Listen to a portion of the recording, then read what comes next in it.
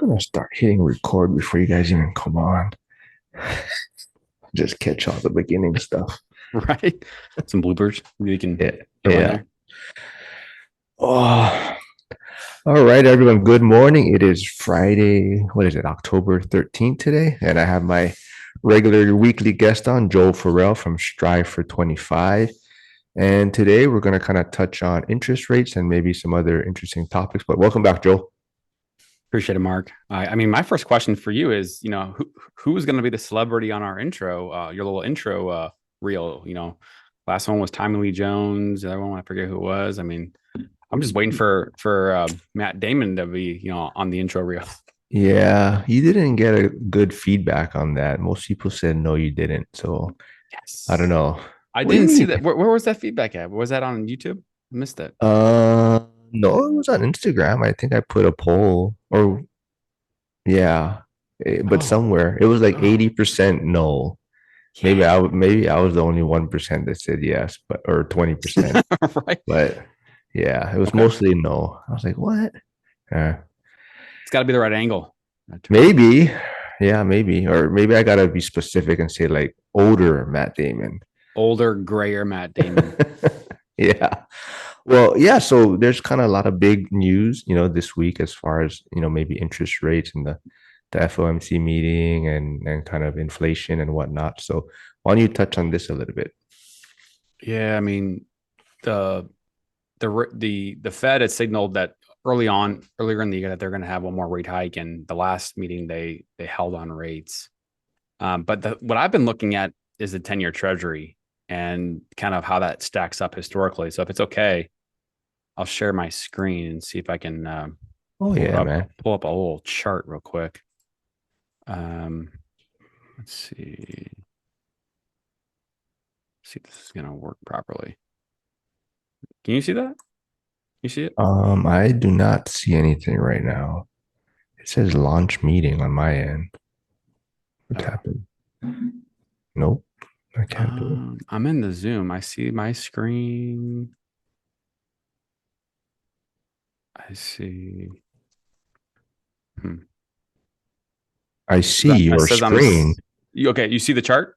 No, I don't see your chart, but I see your screen. Oh. Oh. Then that means I pressed the wrong button. Damn. I see the Zoom launch meeting on your end. Oh, okay.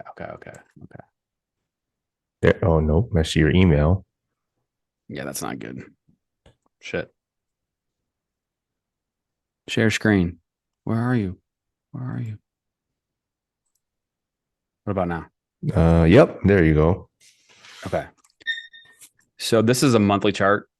And if I scroll down a little bit, 2020, this is where we bottomed out on the 10-year treasury down to God knows what level. This is the 10-year Treasury index, so it's one place off. So what you're going to see here is up in the right corner, 46.29, which is basically 4.62%, the 10-year Treasury. And so this is obviously going to be loosely correlated to mortgage rates. And these purple lines on my desktop, this doesn't go back far enough, but if I scroll over, um, this just shows what was going on back in 2008 and 9. So this level was support right back. This is 2000. Shoot, what year is that? 2000 support. And then 2009 happens and it goes below there. So that, down the road, that becomes resistance, right? So fast forward to today, we hit this level, we crossed it. This is another line that goes backwards in time. And do you see this red candlestick chart, candlestick? I can. I'm kind of old and I don't have my glasses on, but I, Okay. I can see it. Okay. So all that to say, that level is a massive rejection, at least at this point in time, which hopefully is good news for interest rates, mortgages, and on top of that, you've got the Mortgage Bankers Association and other organizations that are lobbying to the Fed that they need to be, step off the gas pedal on tightening to just let things settle for a bit. That job numbers, cool, they're great. That unemployment's down, but a lot of the stuff that's being jobs that are being filled are jobs like Uber or part-time jobs and things like that. So the unemployment numbers are looking rosier than what the street is actually feeling, the people out there. Because I mean, I'm seeing people. I can't think of the name of the account, but like, hey, inflation's was 9%, now it's 3%. But like certain goods that you could get at Costco or the grocery store, it's like prices are 70% higher than they were 6 months ago on like random stuff. Like things are just kind of going haywire still in terms of cost. People are struggling to pay bills. Yep. So I think we're kind of in the eye of the storm, if you ask me. If the Fed doesn't really take their foot off the gas pedal a little bit, there could be some blood in the streets, more blood in the streets down the road. So do I hear you? And I wouldn't say predicting, but do you see them raising rates the rest of this year? My gut says no. My gut, Yeah. my gut says no, and um, I hope they don't. I think we just need to just really just kind of just hover for a while and just let things kind of settle. Um, and I'm like, if I look at the S&P 500, this is a big chart, and this is the stuff that scares me. There's two things that scare me right now: people that are in retirement age, and then people that are, you know, well, I guess millennials and younger. These are the two things that scare me. So this is a monthly chart. Um, this right here is the bottom from COVID. This massive dip, and then this quick rise, and then we have this top back in November of 2021, maybe I think. And so, do you see this purple line right here? How you have a lower low and then a lower low. This is some of the stuff that I see out there. Is like, okay, if you have some stuff happening, because a lot of these banks are over leveraged, institutions, hedge funds are over leveraged. If there's some things that happen and all of a sudden stocks go down fast, you could see some liquidations, some margin calls, and I just would hate to see something crazy happen and just a massive dip down to this level right here, this extension of this purple line. And if that happens, you're going to have a lot of people that are in retirement age that are going to be, trying to withdraw money to pay the bills, selling at just crazy lows. I hope it doesn't happen. But this is what scares me right here. This chart, this lower low right here, we have a rejection right here. If it goes down there, it could be crazy. So the other thing that scares me, I'll stop sharing my screen. And kind of going back to something we talked about before, like the current generation, are they ever going to be able to afford to buy a house? I mean, prices keep going up, rates keep going up. People can't afford to buy, let alone want to buy. Some people who want to buy can't afford it with the prices and money it needs to be able to afford for down payment and closing. Yeah, I think, what I see, like you're saying, I don't know if they're ever going to be able to afford a home or purchase a home, but I think a lot of it too is they're being told that they won't be, right? You see so much things on social media where they're being told that houses are unaffordable and that prices are going to crash, or just kind of doom or fearing them that they're never going to be able to own a home. And I think a lot of people out there look at it as, why am I going to put all this effort or work into it when it's almost unachievable, I think.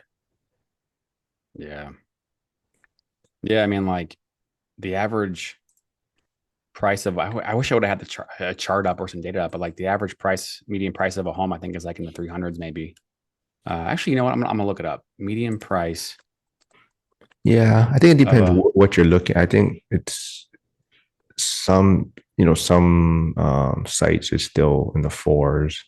They all are a little bit yeah, different, but as long as you're always using the same one, I think that's a good gauge. yeah. But Median price 416. Again, that's just a number. Let's just say your first time home buyer wants to buy a house for 300,000. Okay. Um, your first time home buyer can do FHA 3.5% down. It's the simplest calculation. So 300,000 times 3.5%. I mean, that's 10 grand plus closing costs. That's another 20, another 10 grand call it. So you need 20 grand, 25 grand to be able to close in a house in all reality if you don't have a program or help. And that's a big number Yeah. when Yeah. talking about inflation and cost of living. Yeah. I mean, I think, and that's why I say it's, so much people on social media are almost fearing people or not giving people any hope. And I think that's the struggle. I think that's, for like your channel and myself and what we always talk about is just being around people that are doing it and trying to help others realize that we're not saying it's easy at all. We're not saying that, it's going to be, you don't have to make sacrifices or, it's not going to be hard, but it can be done. It's just, you have to have the mindset and have a give up some things maybe early on to reach Yeah. that point. Yeah. You were talking about rates, and so do you see it as higher for longer, or do you see them possibly, in your mind, you think they're gonna cut early next year? Yeah. I believe that the Fed will start to come down on their targeted rates sometime next year, which should at some point have effects on mortgage rates going down. And if that happens, then you're going to have a sequence of events that are going to probably make it even more challenging for your first-time home buyer to be able to buy their first house, because there's already a shortage of inventory, shortage of homes. So if nothing major happens this winter, which it very well could, who knows? But if you get into next year and rates start to go down, that just pure supply demand curve, if more people are jumping back in because rates are lower and less people are selling, the only option is for prices to continue to go up. How much, who knows? But that increase in prices is going to make it even push even to be more unaffordable for people to purchase, and it's going to be really kind of squeezing that gap between the haves and the have-nots. And in this context, when I say haves and have-nots, it's more so people that are already, later on in the journey that already own real estate. If you have a home that you've been in for 10 years and you've got equity built up, it's going to be a lot simpler to be able to either tap in or sell, have that equity for the next purchase, as opposed to somebody who's younger in their journey and trying to save to get there, doesn't have that natural equity built up over time. So it's just that gap is going to be continue to rise. And then, one of the things I was talking to somebody else about, some people are talking about, hey, there's probably going to be a major crash in the housing market, and the elites are going to, the institutions of the world are going to scoop up even more of the housing inventory out there, and then that's going to continue to push the gap between the top and the bottom even wider. And then the other side of that coin, there probably won't be a major crash, maybe a dip here or there, but the prices just will continue to rise and inherently continue to push, the affordability out, because prices and rates and cash you need versus wages increasing, that gap is continuing to wide. And for the everyday person, I talk about this all the time. The everyday person, real estate's one of the best ways for the everyday person to be able to build wealth. Yeah, I think part of it too is,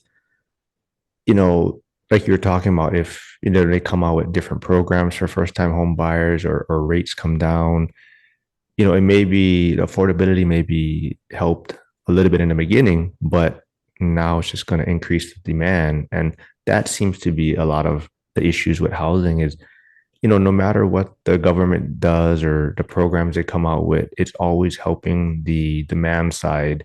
And we're not really doing anything to help the supply side. And, like you're saying, if there's no balance there, demand's going to increase, lack of supply, and prices are probably just going to go up again.